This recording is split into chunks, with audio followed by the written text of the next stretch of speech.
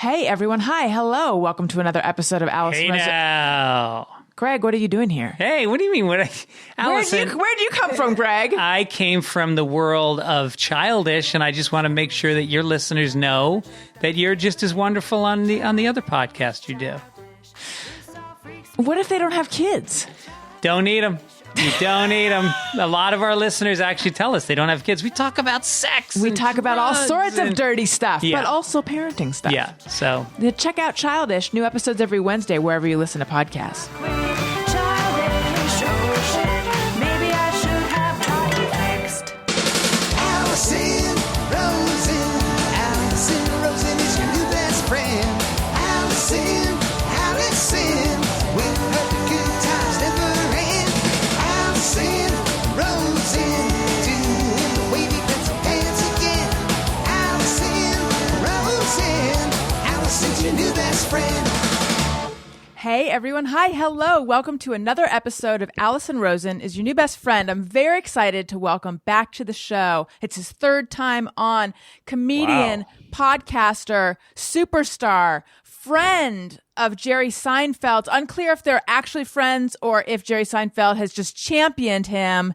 It's Mark Norman. He hosts a podcast called Tuesdays with Stories. Now he has another podcast out called One More Drink with his friend Sam Morrill, and he has a very popular special called Out to Lunch. It's not his only special, but that one, I just watched it on YouTube. So funny, has like 5 million views. And he does all sorts of other stuff as well. Mark Norman, welcome. Man, you're good. I wish you were my mom. I mean, that was a beautiful rendition of everything I've done, and you got it all right. That was impressive. Thank you. What if it was your mom? What would it have sounded like? It would be this guy I think he does a couple of skits. He's got a routine. He thinks he's funny. He's on YouTube, but who isn't? What's his face? Matt Norman. Well, welcome back. How is everything going? You're sitting in front of a painting with actual paint on a canvas, so things must be going okay because you own art. I'll tell you though, Al, if I can be so bold, I was having a hell of a year. Well, you mentioned Seinfeld, did a bunch of TV stuff. The special started cooking, and then this damn pandemic had to come queef on our salad and ruin my whole momentum. It's all gone. I was selling out. I was finally making it. It's over. You know, you are not the only one who felt like they were, and I'm not one of these people, but I've just heard it from other people. My career has been on a decline for a while, but I've heard you've got a good plateau. That's what everyone wants to hear. Thank you. No, you're right. You're right. I've heard people say things like, I was set up to have the best year of my career. Oh, and then really? This happened. Yeah, I've heard. I feel like Nikki Glaser has said that. Yeah. She's doing great. She'll be fine. She was already bigger. I'm nobody. You're somebody. I'm on YouTube.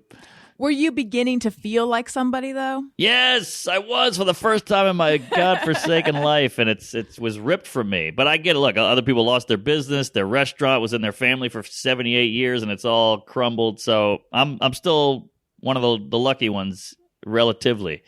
But what was the turning point for you where all of a sudden it felt like things were really heating up? Well, I did a couple of Rogans, and then the Seinfeld thing was just a real anal tickler. I couldn't believe it. I still have that video, that played in my bedroom at night with the lights off, and then I got to open for him for a while, and things were really cooking. It felt like it was all coming together, all the hard work and the blood, sweat, and the period. But yeah, then it just went to hell. But look, everybody's went to hell, and my grandma didn't die and all that. So I don't want to bitch too much because I know some people are really going through it. But hopefully we can get it all back. Hopefully it was just on pause because we're all fucked. That's the beauty of this. So hopefully it's on pause and I can just push play and get right back into that video game and still beat the boss. Yes, I get that you recognize that things are not that bad and that you have perspective. But still, it's disappointing. Yes, but, it is disappointing. But I just got back from the Capitol, and, I got a couple selfies in there, so things are all right. Now, Jokes. Are you the guy who found the zip ties on the floor and was trying to give them back to who they belong to? Exactly. And then that cop got in my way, so I killed him with a fire extinguisher, in the name of the country. It's a crazy time. Yeah. Kooky time. For some reason, you're not allowed to joke about stuff now, or not allowed. You're allowed to, but people get upset. I don't know. So I never know where I can go. But either way, my Camp Auschwitz shirt is at the cleaners, and I'll get that back soon. Now, where are you with whether 6 million was enough? Well, I think it's all made up, honestly. I feel like that's just a hoax, just like Corona. Yes. I'm joking, everybody. Just for context. Yeah, I keep making jokes about how the vaccine is going to sterilize and microchip people, and then I have to make it clear that I'm joking. I'm referring to the lunatics who believe that. Okay, so back to pre-pandemic though. Yes, I had you on in 2018. When did the Seinfeld thing happen, and what was it? Yeah, good to be back. Thanks for having me. Sure. That was in Thanksgiving of 2019-ish. Okay.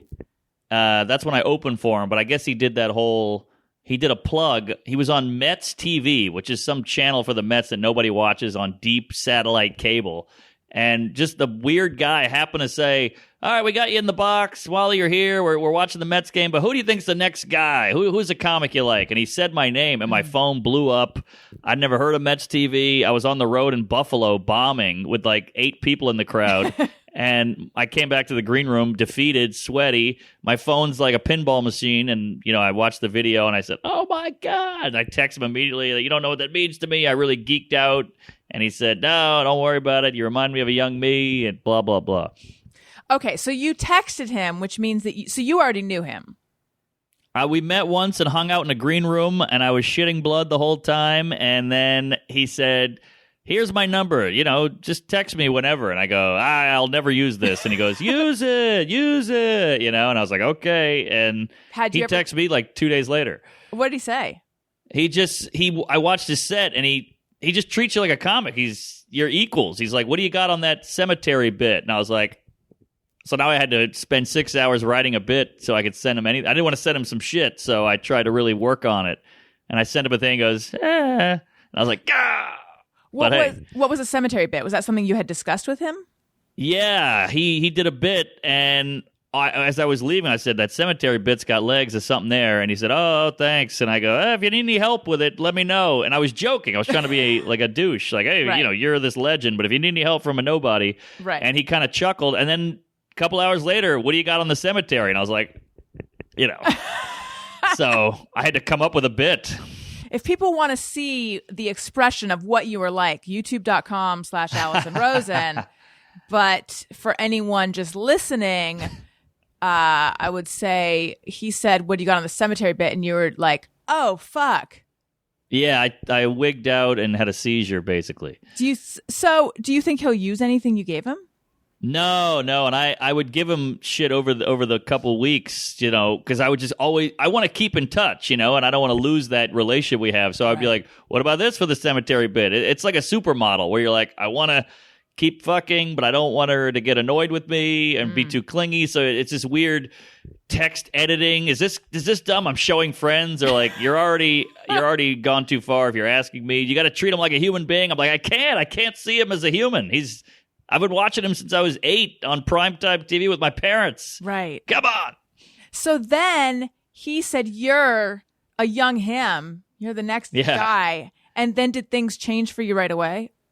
No, I thought they would. I remember I was in Buffalo on Friday night. I'm not a draw, or I wasn't then. I'm bombing. So Friday night rolls over, and I go, hey, Saturday morning, I'm going to be sold out. After that, that's the biggest endorsement you can get. Right. And then still no turnout, which is show business in a nutshell, especially stand-up. So then when did things change and make it so that you all of a sudden were feeling like a somebody? I think that gave me some comedy clout. Like the comedy world was like, oh, geez, look at this guy. Like other comics, not the industry. They don't give a shit. But and then Rogan saw it. And, he had the biggest podcast in the world, and I did that, and I did it. I had a good set, I think, and I did it again. A couple months after, so that's two bangers. Did Rogan have you on because of what Seinfeld said? I think there was a big cocktail. It was a big gumbo of certain elements, and that was one of them. I did the Tonight Show right around then. I put out a funny video. So it was all kind of brewing, and that might have pushed it over the edge. What was your funny video? I did a man on the street that... I did a I don't know if you ever did The Road. I know you did stand-up for 2 seconds, but... Oh, good memory. Well, we have a similar bit, which is funny. We both had a ski mask bit. No, I don't think I had a ski mask bit. I thought I saw a clip of you at Gotham Comedy Club doing a bit about ski masks. I did do something at Gotham Comedy Club. I don't remember it being about... Maybe there... I mean, again, it was for 2 seconds, so maybe I'm forgetting. All right, I remember seeing that and going, I have a similar bit. How crazy is that? But it's kind of a general idea. I guess anybody could think of it. Like, isn't it weird buying a ski mask? Like, how do you look normal while buying a ski mask? Because everything done in a ski mask is shady. Oh, that's funny. No, that was not me. I wonder who this I thought that was you. I hope whoever it was attractive. It was some other black comedian. But either way, I forgot where I was going with this. Well, so... Oh, the funny video. Sorry. You asked if I ever did The Road. Not as a comedian, no. I traveled with the Adam Carolla show, and we did live podcasts a lot, and I've traveled a little bit with my own podcast, but I've not done The Road as a comedian, no. Okay, so you did the live stuff with Adam and didn't get to say anything, so I don't know if that counts. I got it. I got at least 3 or 4 words in. That's impressive for him. By the way, we should talk off air about his whole trajectory. But that's a whole nother bag of hammers. Sure.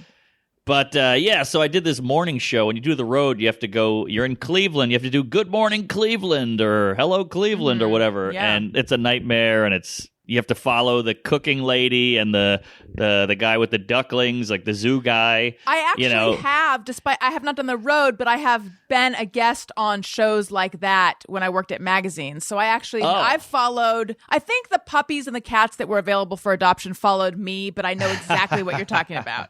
And I followed Produce Pete, so I totally get it. Oh, there you go. Yeah. Perfect example. So you're in the green room with like 2 Cub Scouts and a horse trainer. It's all very strange. Yes. So they want you to be funny, but it's 8 a.m. You're hungover. You got half a boner. You don't know what's going on. And it's some nice lady named Joan or something, and she's like, so how'd you get into comedy and all this shit? And I just kind of went off the rails because it was like my 3rd one that day, and I didn't want to. They don't help either. They don't fill the seats.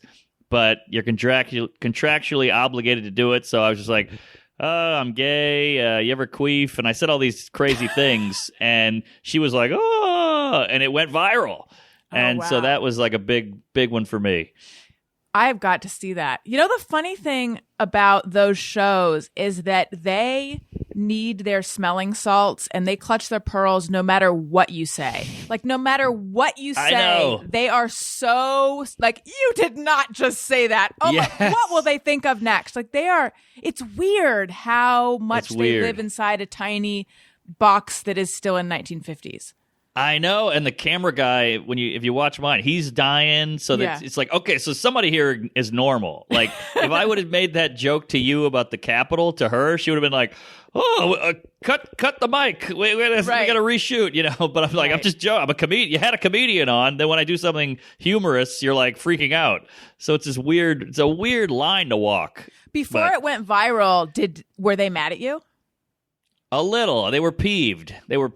But I'm like, I'm on your show. I'm a comic. This is what I do. You want me to be me, but you don't want me to be like, this is what you're going to get. I'm sorry. I didn't say anything, blue or anything. So I kept it in the lines. It just wasn't very appropriate. It is a hard needle to thread because they want you to say things that are quote unquote outrageous, but not too. It's weird. Exactly. I imagine what they are expecting of you. Yeah, every job I've gotten from comedy, they always say, be edgy. We like your edge. We like a little outside the box. And whenever I'm edgy, I get fired. Because they have their edgy, but we have our edgy, where it's like miscarriage and AIDS and abortion. Fun stuff. Ski masks, apparently. Yeah. My old ski mask bit. Okay, so Yeah. you had a video that went viral, and then you opened for Seinfeld? Yeah, so we just hung out, and we would text every now and then randomly he's like, what are you doing on this night? And I canceled everything, obviously, and said, I'm there. And I got to open for him, and he's a comedy nut, where it was at the Beacon Theater in the Upper West Side, and I got there and I was like, where do I go? I want to be out of his hair. I don't want to bother him. And they go, no, he wants you to be in his green room. There's only one green room. Like, so you get to hang out with him. Wow. And do 2 shows. You hang out before the show, after the show. You get to talk about the shows, and then you go out for pizza after and wine. I mean, it was a dream come true. Were you and were you able to enjoy it, or were you nervous, or both? I kept going in the bathroom and being like, get it together. I know you're a weirdo, geek, nerd. I know this is it. This is the moment. So just enjoy. I kept having to do these pep talks and like put water on my face in the bathroom. And it was pretty embarrassing, but I feel like I got through it, and we had some great times, and I feel like we really hung. Mm-hmm. You know, it wasn't just like, oh my God, I'm with a celebrity. It was like we were hanging.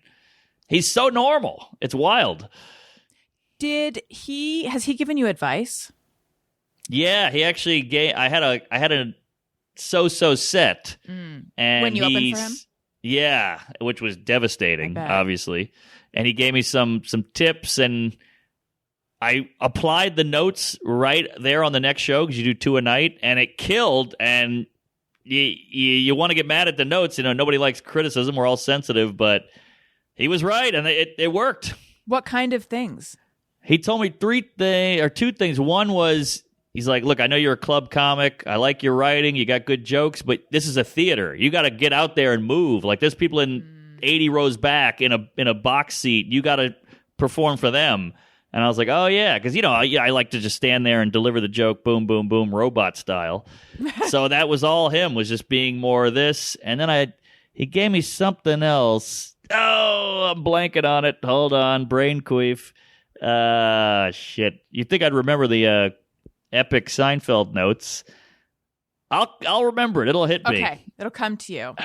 It was be bigger and something else. Shit in my mouth. I can't think of it. It'll come to me. That's so interesting. So it was just about stage presence and delivery? That particular note? Yeah, basically, like, you're in a theater now, so you got to kind of kick it up a notch. Mm-hmm. What do you make of that? Like, what do you make of that being such a big, creating such a big difference? I think he's just a theater guy, and I'm a club guy, and so I think he knows me. I mean, he was me, a young comic doing the clubs for years. So I think he saw that and was like, I can calibrate you. You're right there. You just need to. And I can see it. I've been there. So the advice was dead on. Right. It wasn't like, this might work. It was like, this is what you need. Yeah. And he's such a meticulous psycho that he was right. I'm just wondering why that makes such a big difference. Like, why, if you're delivering the same material, if you do it with different body language, that makes it go over well. I think it's the stage is gigantic. I'm this big from far away. So you're just getting words at one point. And if you're angry in a joke and you go, can you believe? It just really amplifies it. Right. So he wasn't wrong. So when you were last on, you had a girlfriend that things were getting pretty serious with. Yep. Are you still with her? Yep. Live with her. Going well. Getting older, so who knows what'll happen. I'm a child, terrified of everything, Hey, look, we live a long time. Who knows how people can change? Well, that's good, though. I mean, it's been... Because you had been in a 12-year relationship, Yes. Right? Man, you're good. Thank you. So how many years has this one been going? 5. That's pretty long. Yeah. I had a thought this morning. I got up And my mother-in-law is here right now, which is like a godsend because she's no, that's how it is in old times. No, this is she's so helpful because I have two little kids. Right. And so we have just been feeling like we're drowning. And so having her here is like, we would like her to move in, which is a surprising thing to hear someone say. Yeah. But anyway. That's very old fashioned. That feels like the plot of like a Lucy episode, like it really does. We want her to move in and, you're kind of happy about it, but you're also like, I need my space. It feels like a sitcom. I wonder when this is all over, how many sitcoms like that there will be. Oh, we're going to have so many COVID movies, so many COVID plot lines. I have not been inspired to do anything.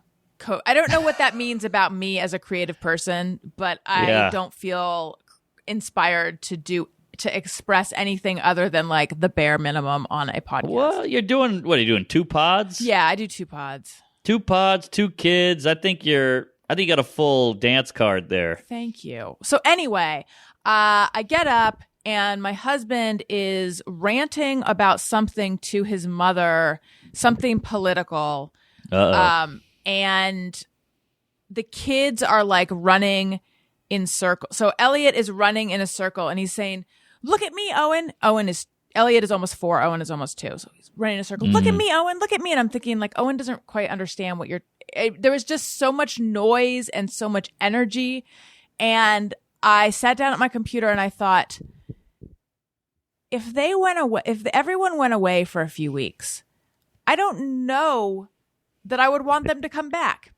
And then I felt it was such an alarming thought because I'm introverted enough that I'm fine being like alone in my house for a few days. I know people who go nuts with that, but I'm fine with it.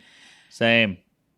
It was alarming because it made me think, oh my God, have I found myself in the wrong life?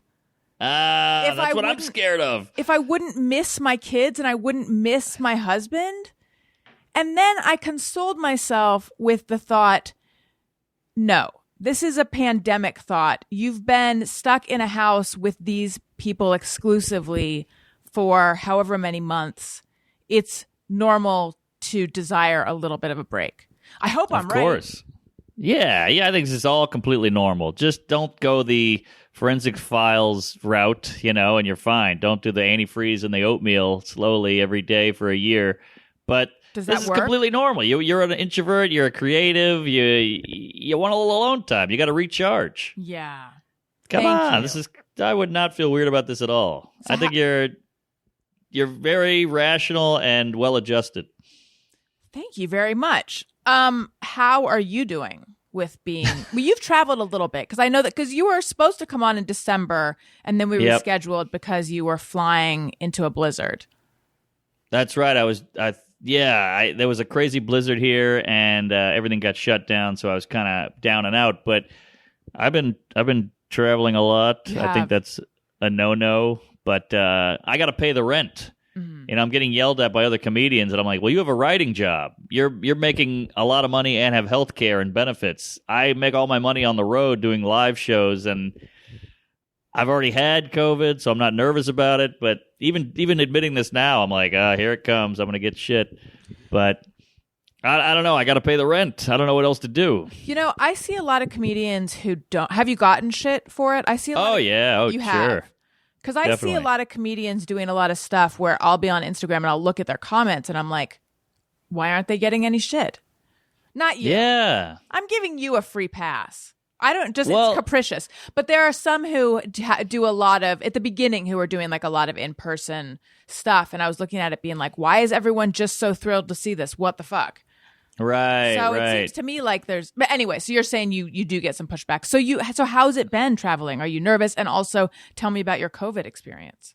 Well, I do. I follow all the protocol, all the rules. I wear the mask. I keep distant, hand washing, whatever it takes. But I just got to go places. And I think traveling in a pandemic is amazing. Because there's like no one there, right? There's no one there. And I mean, some of these flights, I'm not going to lie to you. It's all our rules are so weird. Like you can't have kids in a school, but you can be in a plane, which is this tiny quarter where you're 2 inches from a guy for 5 hours. Sure, you're both wearing masks, but we've both guzzled 2 Sprites and 8 pretzels. So we took the mask off, and that's okay. And there's literally no window opening, no door is the door is sealed, and yet a school or a restaurant is crazy. You can't have that, but you can have an airplane. It's all very strange, but it's been great. The middle seat tends to be open. The security line's short. The flights are cheaper. So all that's gravy.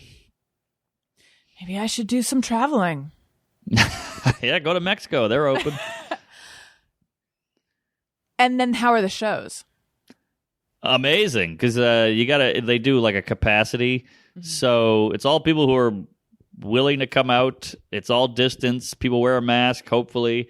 And you got to figure if you come out during this, you want to see some comedy. This is not like a papered room where like, all right, let's go see this Joe Schmo at the Chuckle Hut and get some chicken wings. This is like, oh, we're going to go laugh tonight. So it's been great. You had COVID. How was it? Yeah, I had it early. I had it like in June or whatever, or May. And it was 3 days of flu-y shit, snotty, fatigue, anal, and then I was fine. That's it? Just 3 days? Yeah, in and out. Did you feel... And I get it. Some people have it pre-existing. Some people are overweight. Some people are old. But like I was quick in and out, and I'm glad I got it when I did, to be honest. Yeah, I mean, I think that you have immunity for... The last thing I read was they think 5 months. So... All right. Were you super sick for those 3 days? Sounds like it was mild. Not really. I mean, I still did stuff, which, I like went to the park or I'd go get a cup of coffee. Like it wasn't life altering. I was just like, I was just under the weather. You knew you were positive and you went and got coffee? I didn't know I was. I just thought I was sick. This is still back when it was new, and everybody was like, it was like this Corona thing in China, and it wasn't like lockdown time yet. No one was wearing a mask back when I had it. It was like early days. June? I'd say May, more early May. Huh. Do you know where you got it? I don't. I have no idea. But it's weird. I live with my gal, and I never gave it to her, so it's all very strange. Yeah. It's a very finicky virus. A friend of mine rode in a car for 8 hours with his cousin who had it. They slept in the same hotel room. He never got it. Then 6 months later, he does a podcast with a guy and got it. Do I know the podcaster? Colin Quinn? Yeah, well, I don't know him personally, but I do know who that is. Yeah. Of course. So wait, Colin Quinn is the one who got it or who gave it to him? He's the one who got it, but I'm just saying he was in a car with a guy for 8 hours and then never got it. The windows were up, never got it. And they slept in the same hotel room, and then he did a podcast with a guy for 1 hour and got it. Which podcast was it? Do you know? I'm not sure. I don't know, but either way. Now I'm doing forensics on the transmission of COVID. Yeah. I think in like 10 years, we're really going to look back and go, can you believe we did that? Can you believe we thought this? And I get it's all better safe than sorry. We're just trying to get through this. So, well, what I'm unclear on, they say that they don't have any evidence of it being transmitted on surfaces. Yes. So then why all the hand washing? I think it's a safe than sorry thing, and hand washing is always good, I guess. Like the flu is way down because I think everybody's wearing masks and washing their hands and Purelling. They're not going out, yeah. And they're not going out. We're not hanging out with each other. So there are perks. There are benefits to that. But, we used to think you had to wipe down your packages. Remember that? Right. That was a big thing? Yes. And then we realized that was nothing. Although with the new variant that is supposed to be so much more transmissible, I've been wondering, should we be wiping down stuff? I don't know. I guess whatever. Enough of that. Enough of that. You might as well. You're a mom. You got young kids. Give it a wipe. Yeah. Listen, Mark Norman, do you know about Bombas? The most comfortable socks in the universe? Of course. I'm wearing them now. They hug your feet. Hell They've yeah. literally rethought every detail of the socks we wear to make them way more comfortable. When I first put them on, it made me angry at every other pair of socks I had ever worn because they have art. It really feels like they hug your feet. They have arch support. They are reinforced. They are so comfortable, and they do more than keep your feet cozy. They help give back to the most vulnerable members of our community because for every pair of socks you purchase, Bombas donates a pair to someone in need. The generosity of Bombas customers has allowed them to donate over 40 million pairs of socks and counting through their nationwide network of 300,000 plus giving partners. The impact is more powerful than ever. To those experiencing homelessness, these socks represent the dignity of putting on clean clothes. I barely have that dignity. A small comfort that's especially important right now. Give a pair when you buy a pair and get 20% off your first purchase at bombas.com/bestfriend. That's Bombas, BOMBAS.com/bestfriend for 20% off your first purchase.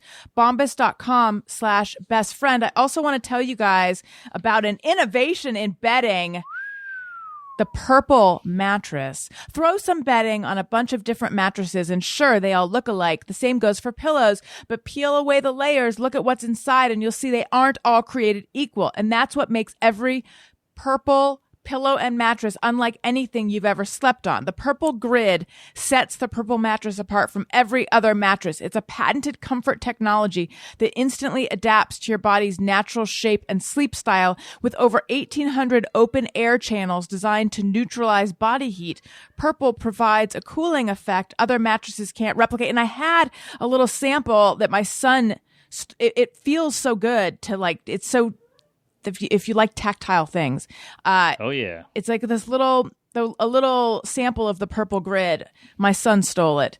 If I had it, those who are watching this could see, but it's really cool. Every Purple pillow is engineered with the Grid for total head and neck support and absolute airflow, so you're always on the cool side of the pillow. Purple's proprietary technology has been innovating comfort for over 15 years. You can try every Purple product risk-free with free shipping and returns, and Purple has financing available as low as 0% APR for qualified customers. Experience the Purple Grid and you'll sleep like never before. Go to purple.com/bestfriend10 and use promo code bestfriend10. For a limited time, you'll get 10% off any order of $200 or more. That's purple.com/bestfriend10. Promo code bestfriend10 for 10% off any order of $200 or more. Terms apply. Okay. And we're back. All right. Tell me about Nicely done. this new podcast, One More Drink, with Sam Morrill. Yeah. Me and my pal Sam, he also has a special on YouTube called, oh, God. Want me to Why look am I it up? blanking on this? You know it. Give it a goog. I'm going to give It's it a great goog. special. Oh, man. He's going to kill me if he hears this. I got 18 friends with specials out there. Sorry. Is it so called he's I Got This? I got this. The irony, because you didn't have it. I had nothing. I got nothing.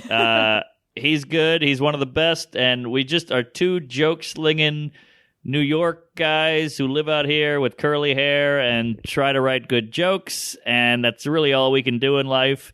And we wrote together. We've been friends for 10, 12 years. And we just got a great rapport. And we said, hey, we're stuck inside. We got Zoom. Let's do a pod. And we're also drinking alone in our homes. We like to booze. And no one else does, apparently. So we just talk about drinking and the road and missing comedy and movies we like and recommendations. And it's just a hang between two pals. Now you say no one else does. Have a lot of your friends become sober?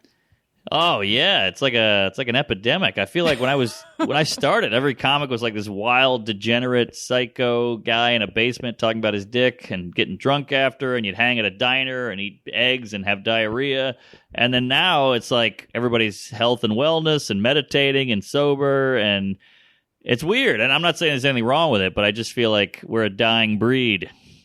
So we've bonded on that. Do you have a tendency to drink too much, do you think? Oh yeah. Well, more so earlier on in my life. I've kind of toned it down. I'm not going full Mulaney here, but I've toned it down. And I mean, I was the blackout guy for a while, but now I've gotten a lot better. And I'm getting older here. Late 30s over here, Al. What happened when you would black out? That's the thing about blackouts. Who knows? But I mean, did you hear any stories that made you cringe? Oh yeah. Just projectile vomiting in the Uber, getting thrown out. Then you're on the side of the road on the BQE, and your friend's got to scrape you up off the street and put you in a cab, and wetting the bed, and waking up in the weird places. One time I woke up on the sidewalk in Williamsburg.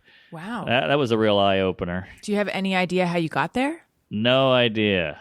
And then you lose your wallet. One time I got knocked out by a guy in Hell's Kitchen, and these guys took my wallet, my keys, my phone, my joke book. Oh, no. I know. And then you don't realize when you're, I was a poor, broke comedian. So then you got to get on the train to get back to your house, but you don't have a Metro card. So you're like, well, I'll just go buy one. Oh, I don't have a credit card. I don't have a debit card because they got that too. Oh, I'll get a cab. Oh, I don't have any cash. Oh, I'll get some cash at the Oh, I don't have a wallet to get. It's just so you had to jump the turnstiles, get home, call my parents, get them to send me. It's a whole nightmare. You jumped the turnstile? You are truly a criminal. Well, that's like a fun pastime of mine. I really enjoy that. So sounds like a problematic drinking a bit, but you don't consider it problematic now. No, I got ahead of it, much like yourself. I don't drink. Weren't you? Yes. You were a booze bag in your day. I really was. Please tell me that's something that we talked about as opposed to something that you heard. Oh, man. There's all kinds of stories out there. No, we talked about it, right? No, we talked about it. Yeah. Yes. When you mentioned projectile vomiting in an Uber, my drinking days were pre-Uber, but I did throw up on... Here's the sad thing. I was like, I threw up on my shoulder in a cab, didn't I? Like, I think That's I pretty turned considerate. my head. Yes, but then I was like, or wait, did I throw up on my shoulder in the back of a van? I know, I can't remember. I know that I did start to throw up and it was in the morning too. That's what's sad about it. Yeah. I don't really. Yeah, miss those being in a days. van though, I hope it wasn't because a van is just so much more nefarious. Something bad's going down in a van. This is when I lived in California, and it was with. I played in a band, and I used to do dumb shit like I would drink a drink that someone from the audience had given me. Like when we were on stage. Same. Yeah. And I do think that maybe I was given GBH or something because I went from GHB. Yes. Wait, what's GBH? That's I don't something know. else. GHB. Yeah. Because I went from being sober to like almost a nest. I mean, like my legs buckled out from under me. It was so fast. Oh, wow. And I could like barely talk. But so anyway, I was in the back of a van. Nothing nefarious was happening because I was with the band. But it was. And then I didn't have a hangover the next day either. That's why I feel like it was a drug. Maybe, yeah, because you just had the drug and not enough booze to give you a hangover. That's interesting. Right. Yeah. Yikes, anyway, scary. Good times. Who are these guys doing that? They got to buy that stuff. And then, I mean, he didn't bang you or anything? No. That's the weird thing. That's the part that never made sense. Yeah. I mean, there were these two guys, though, that I was talking to. And this is so long ago. Who knows? Yeah. Anyway, good times. So, Aren't you surprised you're alive sometimes? Yes. Not to make it weird, just saying. No, I mean, I think back. There's two things I'm thinking about. One, I'm thinking about moments where, like, really poor decisions that I made. And then I'm also thinking I have two kids and I don't want them to make bad decisions and justify it by like, but look at all the dumb shit you did. But I mean, it's already out there.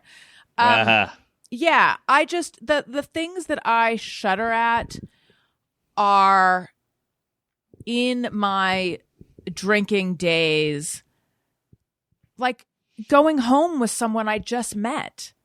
Yep, that was a fun night for us. But yeah, that's true. I'm with you. Lucky. I was just We're putting lucky. I was putting myself in such a vulnerable position. Like that was just so dumb. But I'm here, which makes you think, I think murder happens less than you think, but still. Why put yourself in a position to be murdered? But Or every whatever. guy and girl I talk to have been through this, so it just kind of feels like a part of life, as horrible as it is and Yeah. how scary as it is. And not to be negative, but your kid will go through this at some point, Yeah. you know? It's just part of it. Yeah. Yeah, I think so. I was such a late bloomer. Now, Ah, you were or you were not a late bloomer? no, not You were too an early early bloomer. bloom. Yeah, which you never hear about early bloomers. No. What was your It's all late. What was your early blooming experience? Well, I'm from New Orleans, so it's just part of it's in the fabric there. It's part of the culture, and somebody just hands you a beer when you're 9 and you go with it, and then it's downhill from there. Did you really start at 9? Well, probably heavy stuff at 13, 14 is really when it got ugly. But then it's just, this beer stuff is fun. Let's try the liquor. Oh, now we'll add some pills. Then we'll get high first. Then we'll pregame, and then we'll black out, and then we'll do mushrooms and acid and get some blow to keep it going. It just keeps going from there. Have you thought of have you felt that you had a problem and had to pull back in the past? No, but what's weird is I'm a pretty good functioning alcoholic, or I was, but the hangovers are what got me. It wasn't even the being drunk and I'm a great drunk driver. It's just the hangovers because it ruins your whole day. Yes, and they get I don't mind way more blacking out. intense as you get older. Yes, yeah, and then you get older and they're worse and worse. And I don't just have a lot of people have the nausea, the vomiting. I have like shame and guilt and anxiety is through the roof. So people say, like, the phone rings when I'm hungover. I can't answer it. I'm like, I can't. I feel too horrible about myself. And you can't live like that. So that started happening to me where if I had had a couple drinks and been altered the night before, even if I didn't do anything that I should feel ashamed about, I would begin to beat myself up the next day. And I felt shame as if I had done something embarrassing when I hadn't done anything. Same. That's that evil introverty, I don't know, creative brain we have. It just finds a way. Don't you wish you were as creative when you were writing a script as you are when you're beating yourself up?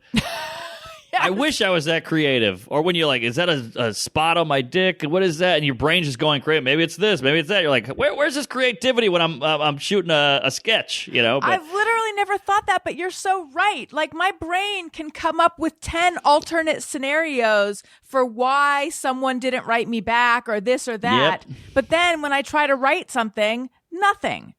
Exactly. Yeah, you're staring at a blank piece of paper. You're like, you almost need the fear to motivate you. That's really what it kickstarts the creative gene or whatever. But yeah, That's so interesting. it's so many bad. And then our whole job is being funny, being on, talking, being clever, whatever. And that's all out the window when you're hungover. Your brain's foggy and you're hating yourself. All your brain power is spent shitting on you that you can't go to the funny stuff because you're using all of it just to hate yourself. So you ruin a bunch of podcast episodes, and if you're a guest, you're not on, and you're boring, and then it just snowballs into you losing your career. But you're choosing to continue drinking. Well, I've cooled it. I've cooled it down. I see. If drinking is a wild stallion, I've tamed it a little bit. Got it. Whereas it used to just run rampant. So, Out to Lunch, runaway hit on YouTube. Tell me about deciding to put it on YouTube. Tell me about, that decision. Well, it was all just rejection, honestly. I get all these people going, "You're a man of the people, put it out for free." And I'm like, well, I tried everything and they wouldn't have me. So I'm not noble. But yeah, I had this hour with Amy Schumer she produced, and that was on Comedy Central. So I was like, all right, I've got some mojo, I got some momentum. Let's do another hour. And it was cooking like all over the clubs. I'm killing all over the country with this hour. And I would put it on tape and go, "Hey, Netflix, you got to see this. It's really hitting. It's killing, like front to back." And they'd go, "No, thank you." And I said, I bet if we shoot it ourselves, they'll buy it because they don't want to do the work. Right. And I just kind of bet on myself there. And we shot it at the Dynasty Typewriter. We sold out 2 shows. And they still didn't buy it. So I said, well, what else can I do? We tried Amazon, Hulu, Apple, whatever it is. No dice. So we just said, all right, we'll put it out for free. We wasted $15,000 shooting this with good cameras and editing and color correcting. And we put it on YouTube, and thank God it clicked and people watched it, and it keeps rising. It's 5.1 mil now. That's insane. Insane. So now I'm glad they didn't buy it because now I own it and I get to rub it in their face and go, if I was on Netflix, I wouldn't know how many people saw it. I love that I know. I love that it has comments. I love that it's easily shareable all over the world. You don't have to have a password. It's just link sent. Done. And I'd imagine you've made your money back on it. Oh, yeah. Oh, yeah. Plus, we did a bunch of donations. People were nice enough to donate. So I made my money back in like the first 2 weeks, I'd say. And then now it's all black. It's all gravy. It's all profit.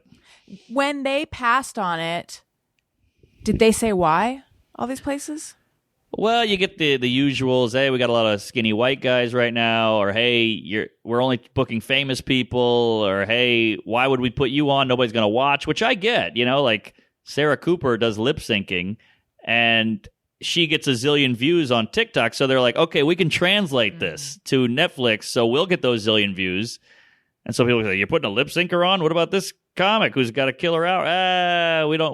That's not a safe bet. This is a bet. And it's all business at the end of the day. I think the days of Ali Wong, who was an unknown, and Tom Segura, who was an unknown, then they have special. They blew up. I think those days are kind of over. Why take a risk when you got a sure thing? That's my rationalization. Did the Sarah Cooper special end up doing well for them? Do you know? I mean, I know. I have no idea. Yeah, no idea. But I think that was a quick. And I don't know her. I got no beef or anything. She's a talented, fun lady. But I don't know. I think that was felt like we got to get this out quick while she's still hot. Mm-hmm. And good for her for taking it. I mean, you can't blame her. People get mad at her. I'm like, she got a special. She took it. Why are you mad at her?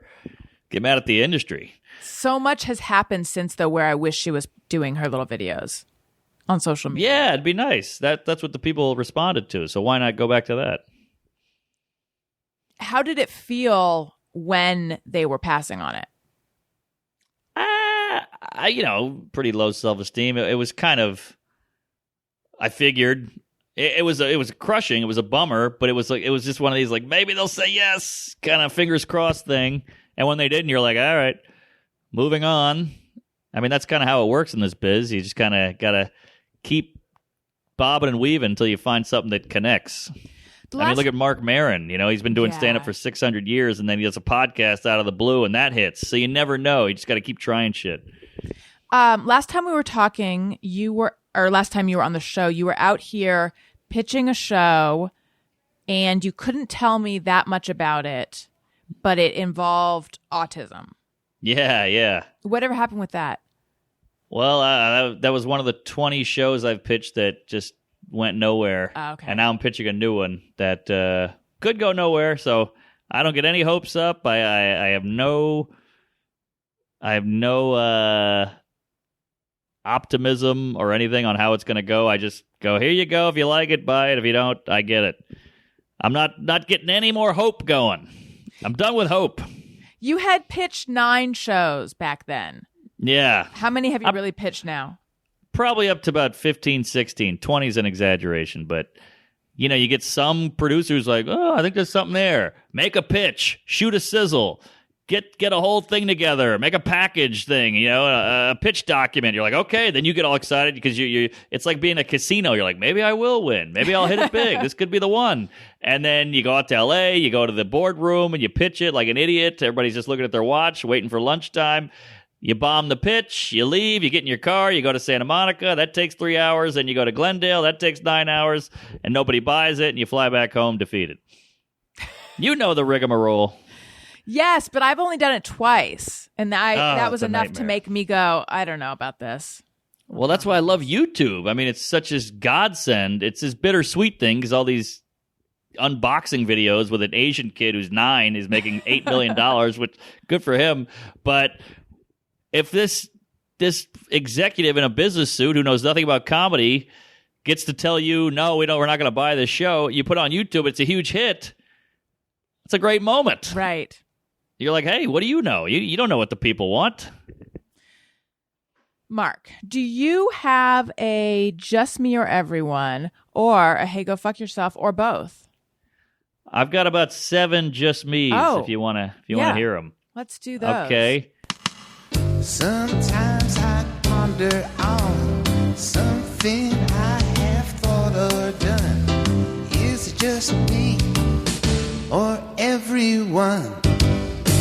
All right. Nice. Let's hear your Don't- Just Me or Everyone's. Don't you wish you could dance, by the way? Wouldn't that be nice if you could actually dance well? I'm not saying you can't, Yeah, what but makes wouldn't it be you know nice if that you I were a good can't? dancer? Yes. I am someone who is very self-conscious dancing. I don't dance Same. like no one is watching. Same. Right. My 4-year-old loves to dance and is really good. Like back when he was in preschool, they had commented on like he's so good at this. Huh. And I don't know if Interesting. that's just natural and then you become self-conscious and it kind of goes away, or if maybe Right. he actually does have some kind of talent. I don't know. We'll see where that goes. Anyway, though, We'll let's see. hear your Just Me or Everyone's. All right, I'm going to throw a bunch at you. Okay. Do you clip your toenails into the toilet? No, but I should. Just figure you get the foot propped up on the seat, Yeah. you clip it, falls right in, you flush, you're golden.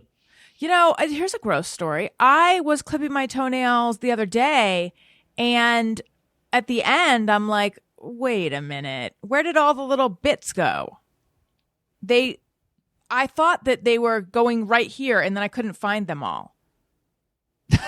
There you go. You got a rogue clip Right. There's going around to be the house. something crunchy happening. So into the toilet, Yeah. that's good. That's smart. I assumed because they're body parts that they eventually just die off and fizzle away, but is that crazy? I mean, that sounds good. Sounds good enough to me. I don't know. Yeah, they say your house is like 88% skin, by the way. Ew, I know. I didn't know Not that. my I read a lot of fun facts. Where do you get them? Are these Snapple Cap facts? Because I know that you were excited about Snapple Cap facts last time. Basically, they're on. You can follow a thread on Twitter like fun facts yeah. or what the fuck facts Right. or Uber Uber facts, fa- whatever. Yeah, I love those, and you can get some good material out of them. Right. I got a fun joke for you. They say 2.5 million people die from alcohol every year, and I say, yeah, that's sad, but think about how many people it produces. But that was from a fun fact, so it kind of gives you a little Right. material kick. Okay, another. Is it just me? Do you lift your feet up off the ground when you're sitting so you can work your abs?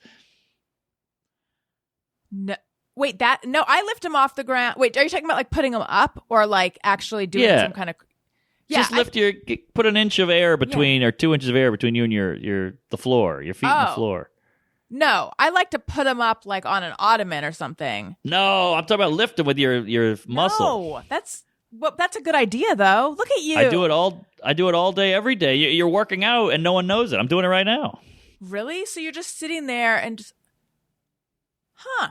Although I have to say, I don't feel like it's my abs that are doing the work. I feel like it's just my legs. Am I doing it wrong? Oh, really? I'm feeling the abs now. I feel a flexing. This is like less personal Kegels. Okay, yeah, exactly. So you're okay. I'm squeezing my abs. Still feels like mostly my legs. All right. I think I'm doing it. Well, that's one I do. I do it every day on the subway. You know, if you're going to 14th to 23rd, I'll keep them up until I hit 23rd. How is taking the subway in COVID times? Oh, it's weird. I mean, after 10 o'clock, it feels like the 80s. Like, I wouldn't recommend it. It's just the hobos go down there to get away from the cold, and the women are getting slashed. It's dicey. Everybody's got a mask on. The subway was sad before, but now it's this weird, eerie sadness. Because at least Right. before it was you and 800 other people. Now it's you and 8 other people. It's weird. Yeah. All right, keep going. All right. I wear the same socks probably 4 days in a row. I don't do that, but I'll wear the same. But I'll take No, socks are a one-day affair for me. What? That would just generate so many dirty socks. Do you not have laundry in your place? I do, but I mean, who wants to do it? Yeah, I don't mind doing laundry. I'm not a big fan of doing dishes, but laundry I'm okay with. Yeah, so socks I'll wear for a day, but I will take my clothes off, take a shower, and then put the same clothes right back on. Ooh. Different underwear. But that All right. makes me feel like a real gross person when I do that. I think as a lady, you're okay. If you're some sweaty construction guy, Yeah. that would be a problem. But as a lady who podcasts, I don't think you're getting a lot of I'm not jizz really on the... Yeah. No, but now that I'm doing my chair crunches, Yeah. it's a whole different world. Oh, yeah, and it gets easier because you're building that muscle up. That's right. I mean, it really, again, it still feels like it's my legs. What am I doing wrong? Is your butt on the edge of the seat? I'm all butt. Get those thighs off butt. off the chair. It's really like 2 inches, like there's my knee and then 2 inches and then the chair. So I got to get to the edge of the chair. That's all leg. Oh, I see. Yes, now it is definitely abs. There we It go. makes me feel like I need to pee for some reason. Yeah, it's pushing on that bladder. Yeah. How about this? Do you brush your teeth in the shower? No, but I know a lot of people who do.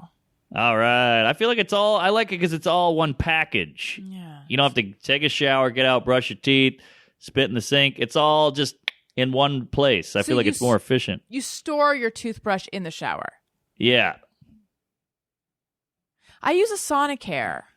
Ah. But I mean, that could be in the shower, but for some reason that feels like a on land kind of thing. Yeah. Well, it's electrical. It's just beaten into us so you can't have a toaster in the shower, you know?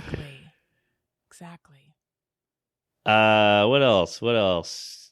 I will put anything in the dishwasher. I don't care if it's got a miscarried fetus on a bowl. I'll put it in the dishwasher. I don't rinse it. I don't do anything. Really? That'll come back to haunt you every now and then. But every now and then you'd be shocked what your dishwasher can do. You know, I've heard you're not supposed to. For anyone listening, I'm sorry for that super long pause, as if the show stopped for a second. It was just me thinking about fetuses on dishes and stuff. But I've heard you're not supposed to rinse. I don't know why. Yeah, you're just supposed to scrape it off and put it straight in. But I can't bring myself to do that. I mean, maybe a tiny bit. Yeah. But like, so when you say you'll put anything in the dishwasher, you mean without rinsing? You're talking about food, though, right? You're not talking about like running other things in your dishwasher. Right? No, yeah. Like if a plate's got all kinds of crazy shit on it, I'll just put it right in. Will you dump it in the trash first or the sink first? A little. If it's like, seeds from a sesame seed bun, I won't. If it's the bun, I'll put it in the trash. But if it's seeds or anything like that, maybe like some crumbs or remnants, whatever, a loose mushroom, it's going right in the dishwasher. Wow, loose mushroom. Yeah, I think we need to upgrade our dish. This is fun pod talk, but we have been talking for a while now about getting a better dishwasher, and I think we're going to do it one of these days. Sorry, you go. Well, I was just going to say, do you, Mr. You Own Art, do you have a 3-tier dishwasher? 2-tier. Who am I, Rockefeller? But I think it's pretty new where I can open it and I just wipe everything off the counter into the dishwasher and close it and let it handle it. Oh my God, you're using it like a garbage disposal, which people in New York don't have. Exactly. And it's only little things. I'm not pushing pennies and yo-yos in there. But if it's a couple seeds or crumbs or whatever. Do you still live in the West Village? Oh, yeah. I love the Village. That was where I wanted to live my whole time, being broke in Bed-Stuy, Bushwick, Crown Heights, and I finally made it here. Nice. Now it's fucked. But it was at one point a beautiful, beautiful neighborhood. Fucked because New York is fucked? Yeah. It just, it's freezing. It gets dark at 4. Everybody's scared to go out after dark. Nothing's open. So the neighborhood's not what it once was. Everybody's scared to go out after dark because of crime? Yes. It's through the roof. Wow. So New York has... I've heard... I guess I've just been so up my own asshole that I have not really been paying attention that much. I have heard foreboding things about New York, but what is it like there? It's pretty apocalyptic. I mean, during the day when the sun is shining... It's better, but it's still, New York had that energy. That is all gone. You used to see hustle and bustle. Now it's like maybe a lady shuffling down the street every now and then. So it's like a ghost town. It's a ghost town, which is so weird because... I can't even imagine. Without the people and the energy and the good vibes and the entertainment and the restaurants and the bars, what is it? It's just you live in a house that's 2 inches big, you're paying $1 million, right, and you're freezing. Right. So you're like, that's why everybody left. And what kind of crime? A lot of shootings. Like my girl has that Citizen app, which don't ever look at that. Jesus. No, I'm just good like- with Nextdoor. That alone makes me hate where I live and everyone around me. What is that one? Oh, Nextdoor. It is you sign up, and it's based on what neighborhood you're in, and then it's sort of like a message board service for people in your neighborhood, and a lot of people post about packages that have gone missing, or about like graffiti, or about a lot of the stuff that's good is like lost animals and stuff. But then you see like a lot of, actually in Burbank, I don't see it that much, but in my old neighborhood, a lot of stuff about like, saw this mysterious looking guy riding his bike through the neighborhood, and it'll just be like, and it's like, it just makes everyone who posts stuff like that, you're like, oh, I didn't realize you were so racist. It's Neighborhood Watch. Yes. But digital. Citizen is more crime-based, right? Yeah, it's like a police blotter, like 23rd and 3rd, a woman's head was cut off, and, 16th and 8th, car crash or whatever, But it's heavy. They get detailed. And then the craziest part is there's comments. It'll be like, get a job, you animals, and then like, this city used to be something, and everybody, So it's pretty fun. It's like a town hall meeting. Are you worried after dark? A little. I mean, I don't really look rich, maybe, and I don't know. I grew up in a bad neighborhood, so I got a pretty good head on a swivel, pretty good spidey sense for that. So I'm not too worried, but I also don't push it. I'm not blacking out on West 3rd anymore.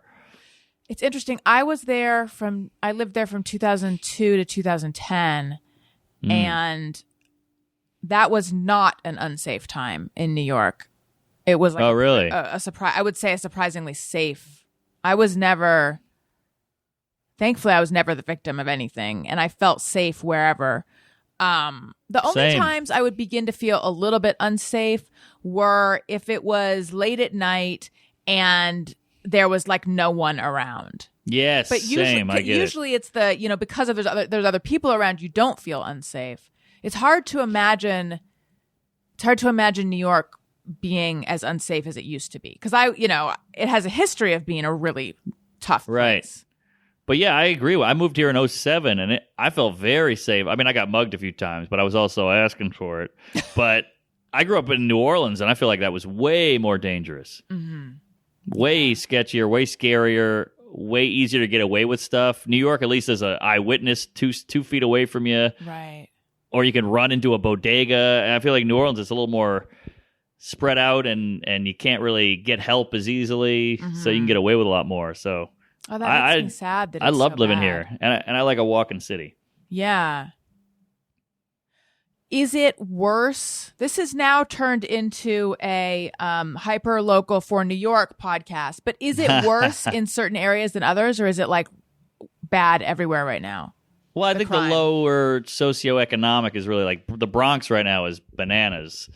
And, a lot of like deep Brooklyn, Queens, shooting, 8 kids dead. And they show like a bicycle turned over with the wheel spinning slowly.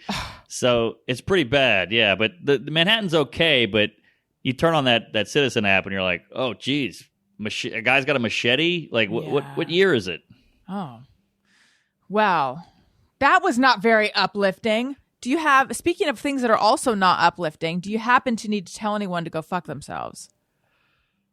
Not really. I guess I would just say to Twitter, go fuck yourself. Twitter has just become this, minefield of sadness and negativity and combativeness. So like everybody take it. I thought we'd kind of come together during all this, but it's kind of made everybody more divided, and it's a bummer. And I don't know, everybody's acting like they're gonna save the world on Twitter, and I'm like, I know you, man. You're a fucking pothead who works you deliver pizza and look at TikTok chicks. What are you talking about? We need to make change. I don't know. So I feel like everybody's got this weird online persona. Then you know them in real life, and you're like, what? You're like a loser douche. What are you talking about? I've never seen you act like this. So that my go fuck yourself is to your online persona that's not you. Yeah. Hey, online persona that's not authentic. Hey, go fuck yourself. Mark? I know that's a little obscure, but No, that's good. That works. That works for me. okay. Now, you don't find YouTube comments you probably get tons of positive YouTube comments, or you don't look at them. Well, I've wondered about this because I've gotten some of the meanest comments on the planet. Trust me, I'm a big target for mean comments, especially a guy who is new to stand up and putting his new material on, trying to get some traction and Right. not being that good. But now I have this weird underdog status because I got rejected by everybody, so I feel like they give me some slack. And they feel like they discovered this new guy who's underground or whatever the hell it is. So they're a little gentler. Right. But if I was some bigwig on Netflix, they'd probably be way meaner. That's my only thing I can come up with. I can't imagine you getting super mean comments. I mean, it's just everybody does. I think it's just Yeah. part of the whole thing. You know, like a lot of earlobe stuff. A lot of his voice makes me want to kill myself. When did he realize he was gay? A lot of gay stuff, a lot of kill yourself, Adam's apple, a lot of Adam's apple. So it's Your Adam's apple. I had never noticed it before, but it is prominent. But I feel like it's a problem. Because it's prominent. Like what's wrong with it? Well, you try to button you're wearing a suit, you got to button the top one, and it hurts and it cuts you off. I feel like It's a that's doozy. should be considered a manly thing. Like, look at that Adam's apple. You'd think, but it's more just what a freak. What's up with this guy's Adams? I can't even watch the show because of his Adam's apple, So, Jesus. but all that I can that blows right off my back. But there's certain comments that you go, oh, I do that. Oh, he's right. Those are the ones that really sting. Like what? Well, like I'll do a little giggle after some jokes because I'm nervous. Yeah. I'll be like, and then the guy said, "Blow me." And most people don't notice it, but if you notice it, you can't not notice it. And I do that, and I've worked on it, and it's just such in my wiring to do it because I'm nervous, and I can't beat it. But stuff like that, or I'll say I don't know a lot, like kind of as a transition, like, so then the Uber said, "Blow me," and I was like, I don't know. So how about those Knicks? Or whatever it is. And some guy will just write, I don't know. And you're like, yeah, he's right. Those are the good ones. Yeah. Are they? Well, they're the accurate ones. Those are like that guy's a sharpshooter. Right. Calling me a homo is like, that does nothing to me. Yeah. Someone said the way I said "and" it drove them crazy. And when I listened back to a show recently, I was like, yeah, I am doing it. I go like, and it's like AYAND. I have got, maybe this will be the year. Maybe my slate is clean enough that this is the year I really crack down on like no more ums, no more no more likes, and no more AYANs. There you go. And it's good to work on it. Some of these are good constructive criticism. The more they hurt, the more true they probably are. I think you're right. By the way, am I hearing a Orange County accent? Possibly. Aha. All right. It wasn't until I went to college that I was ever accused, and I don't think it was meant as an accusation. It was never brought to my attention that I had any sort of accent. And then in college, which was in California, people said I had a California accent. You're not from there. No, I am from California. Aha. I was born in Northern California. I was raised in Orange County. Oh. Wait, did you say Orange County just like you just pulled that out of your ass without knowing that's where I'm that from? and. That's all OC. Yeah. Ick. No, it's not a bad thing. I mean, I think most might people be. try to live there. That's like a goal. Yeah, but you don't want to sound like you're from there. Could be worse. Better than a Southern accent. It's kind of like a Valley Girl accent, right? A little bit, little more refined, but it's in there. I have a refined Valley Girl accent. I should be starring on a Bravo show any day. There you go. I'll tell Andy Cohen. Thank you. Have you been on Watch What Happens? I have not, but I kind of like the guy. He was. Did you see him drunk on New Year's? A little bit. That was fun. He seems like a fun guy. Me and my lady went to the SNL after party one time, and he was shit-faced, and he had a circle around him of hockey players, and he was in hog heaven. How was the after party? Was it fun? It's great. I mean, it sucks if you're not famous, I guess, because I'm just like, oh, look at that guy. Look at that lady. Oh, there's what's-her-face, you know, and you're trying to just blend in. So I think if you're actually famous, it's probably more fun, but they're pretty exciting. I mean, it's free food, free booze, and it's a lot of people watching, a lot of celebrities. Like, there's Lorne Michaels sitting in a chair by himself with a cigar. Holy shit, it's fun to watch. Mm-hmm. I bet. Mark Norman, it was delightful catching up with you. I wish you too. Nothing but the best. And you be careful after dark, and tell everyone where they can go to find all your things. Thank you. Good to be back.